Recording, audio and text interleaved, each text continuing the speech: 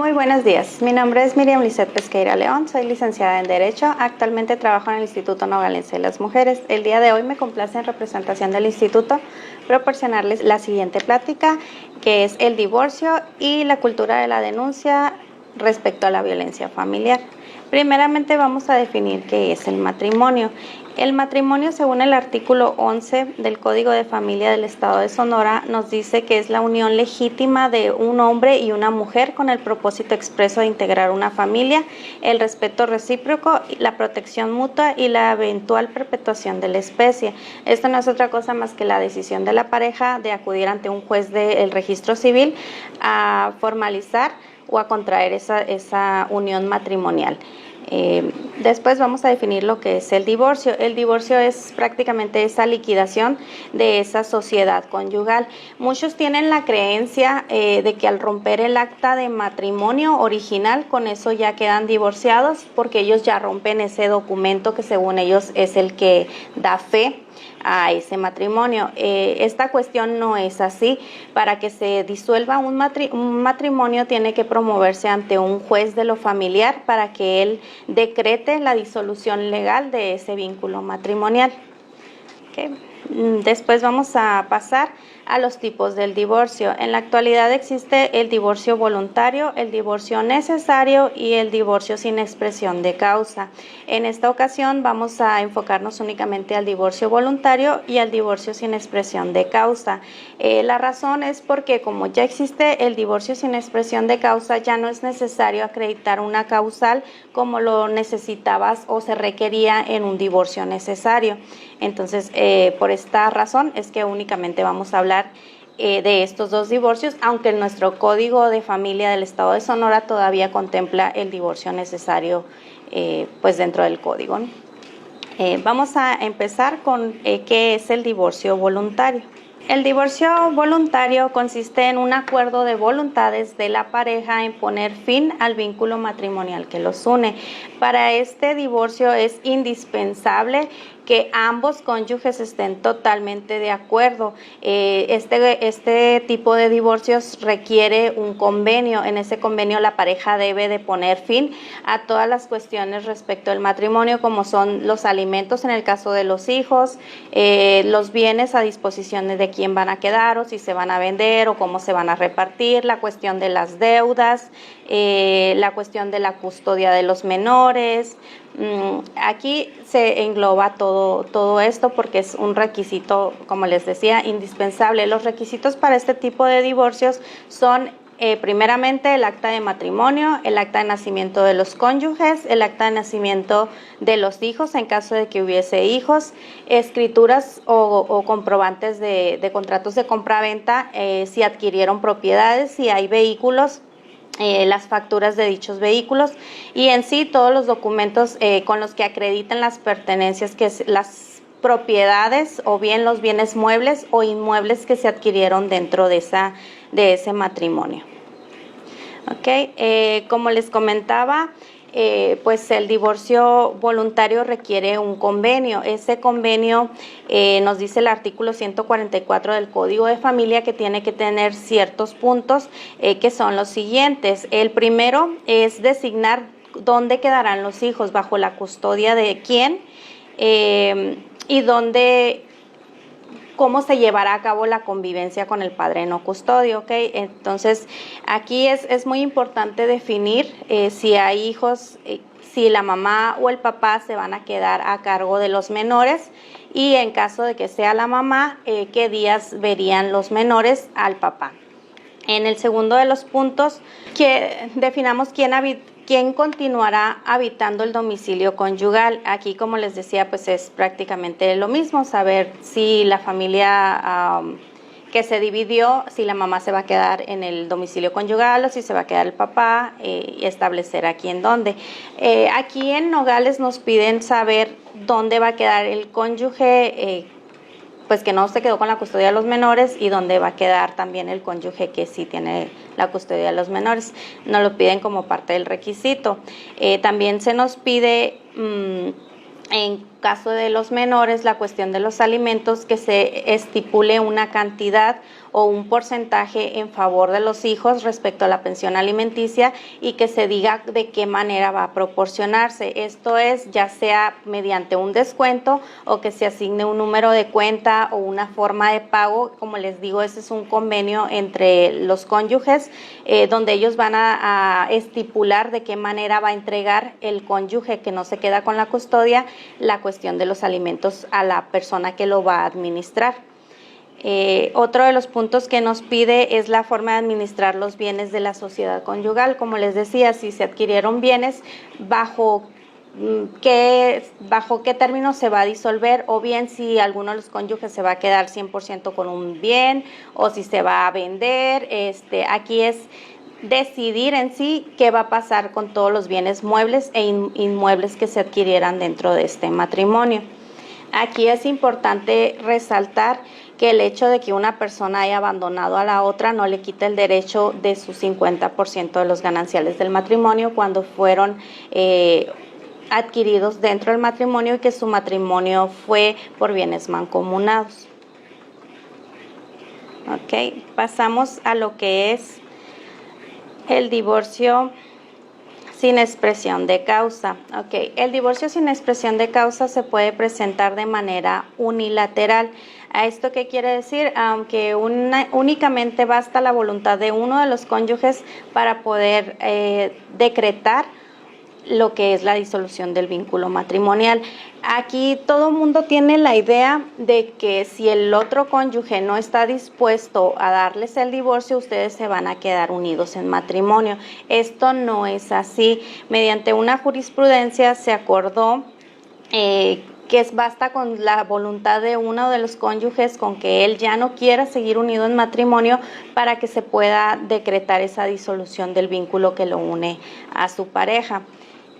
Aquí pues de igual forma nos solicitan una propuesta de un convenio acompañado a tu escrito inicial de demanda donde solicitas el divorcio. Tenemos que acompañarlo con una propuesta de convenio para que al momento que se emplace a la otra parte le hagas saber cuáles son tus deseos o qué es lo que propones tú para liquidar todo lo que se adquirió dentro de la unión matrimonial. Entonces también igual se puede meter la cuestión de los alimentos, la cuestión de la convivencia, la cuestión en ocasiones de los alimentos para la esposa, porque hay matrimonios que duraron unidos mucho tiempo y la mujer no pudo tener la oportunidad de poder ejercer una profesión o bien de poder estudiar algo porque se dedica directamente pues a los hijos, al esposo, al hogar.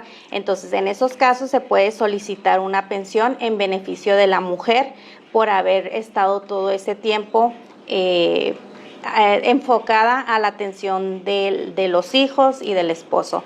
Pero aquí sí es un requisito importante el que la mujer ya no esté en condiciones de trabajar o el que esta persona tenga alguna discapacidad que no pueda solventarse por sí misma.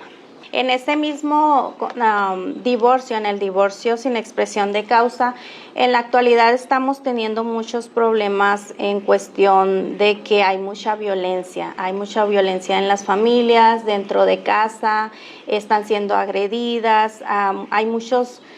hablando de mujeres, hay muchos esposos que las están violentando dentro de sus domicilios, de que las amenazan de que si los dejan las van a dejar en la calle, de que no van a tener dónde vivir, de que les van a quitar a sus hijos. Hay demasiadas amenazas en ese aspecto. Entonces es importante aquí hacer mención que en este tipo de divorcio, como lo es el incausado, se puede solicitar medidas urgentes. Estas medidas solamente aplican durante el procedimiento y siendo, como les comenté, pues una medida de protección urgente en beneficio de la persona que está siendo victimizada. Aquí, por ejemplo, el artículo 140 del Código de Familia del Estado de Sonora nos dice que solo a petición de la mujer se podrá sacar al marido del domicilio para que ella quede depositada ahí con sus hijos o pues igual ya sea ella sola, y se tienen que entregar el equipo, las herramientas, las cosas personales de esta persona para que se retire de la propiedad, ¿no? Otra de las medidas que pone como prevención igual son los alimentos de los menores. Si los requiere la esposa, también serían los alimentos de la esposa. Igual se pudieran poner órdenes de restricción a criterio de la juez, y ya la juez designaría a cuánto tiempo, metros de distancia tendría que estar la persona o a dónde abstenerse de presentarse. Esto se da por lo regular en las cuestiones donde son víctimas de violencia familiar, tanto las mujeres como los menores. El artículo 166 del Código de Familia nos dice que todos los integrantes de la familia están obligados a evitar conductas que generen violencia. Pues igual el artículo nos maneja, es un poquito más extenso. Yo les digo brevemente lo que dice este artículo, que está para defender a las familias de ese tipo de violencia. Aquí tenemos lo que es el violentómetro, donde dice cómo inicia este tipo de violencia. La violencia por lo regular inicia con ciertos tipos de bromas que suelen ser un poquito hirientes. Cualquier cosa, cualquier situación que otra persona, parte de la familia, te mencione y que a ti te cause dolor, que te cause esa incomodidad, que tú sientas como una agresión hacia ti, ya es una violencia emocional, una violencia psicológica, y se castiga al igual que una violencia física. Estas cuestiones, como les comentaba, este tipo de violencia empieza de esa manera, y pues desgraciadamente hay muchas que terminan en una muerte. Pueden avanzar de lo que es la carrilla, que comúnmente conocemos, la famosa aplicación de la ley del hielo, de hiciste algo mal y no te voy a hablar, hasta llegar a la cuestión de los golpes y ocasionarte pues realmente un daño. Hay personas que han sido fuertemente golpeadas y que quedan pues inmovilizadas o con alguna discapacidad provocada de esa violencia que no supieron detectar, o que bien les dio pena el denunciarla. Respecto a esta cuestión de denunciar este tipo de violencia familiar, nos vamos a enfocar en este momento a lo que es la cultura de la denuncia o la querella relativo a la violencia familiar. Es muy importante que todos nosotros, todos los que somos víctimas de violencia familiar, acudamos a la fiscalía a interponer nuestra querella, ¿ok? Se puede interponer una denuncia o una querella. En caso de las víctimas de violencia familiar, deben de interponer una querella. Esto es que se presente la víctima ante la fiscalía y solicite, más bien, que denuncie todo lo que ha pasado, todos los hechos por los que está pasando, de los que ha sido víctima. Es muy importante que al momento de poner tu denuncia, pues tengas claro más bien lo que es el día, la hora, el lugar donde estaban, qué fue lo que pasó, quiénes estaban presentes, recordar si había algún testigo, que es de suma importancia. Por lo regular no se dan testigos presenciales dentro de la violencia familiar, porque sucede en el núcleo familiar y dentro de las cuatro paredes, pero hay veces que sí las personas pues lo pueden notar fácilmente si la persona es muy agresiva. ¿Quiénes pueden interponer una denuncia? La denuncia la puede interponer cualquier persona que tenga conocimiento de un delito, tales como la violencia o la violación en contra de menores. Ahí procede esa denuncia y la puede interponer un vecino, la puede interponer una abuela, por ejemplo, una amiga que se dé cuenta que están ejerciendo violencia contra un menor, o que han sido víctimas de violación y ellos lo saben porque la persona directamente se los dijo o porque se dieron cuenta. Inmediatamente ellos pueden levantar su denuncia. ¿Okay? En la cuestión de quiénes pueden interponer una querella, solamente la víctima puede interponer una querella solicitando se realice la investigación. Como les comentaba, ellos lo único que tienen que hacer es acudir y declarar cuáles fueron los hechos por los que están acudiendo a levantar su denuncia. ¿Por qué deben de denunciar?